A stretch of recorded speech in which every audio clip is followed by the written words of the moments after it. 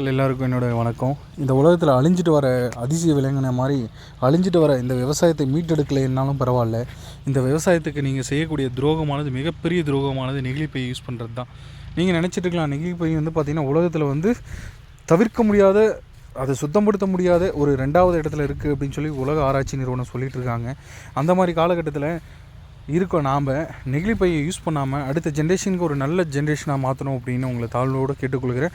நீங்கள் பண்ண வேண்டியது என்ன அப்படின்னா, உங்கள் வீட்டில் இருக்கக்கூடிய பையை எடுத்துகிட்டு போயிட்டு நீங்கள் அந்த பையை ரெகுலராக ரொட்டீனாக ஷாப்பிங் போகிறீங்க, காய்கறி வாங்க போகிறீங்க, டிபார்ட்மெண்ட் ஸ்டோர் போகிறீங்க, எல்லா இடத்துலையுமே அந்த பையை கொண்டு போயிட்டு பொருட்களை வாங்குங்க.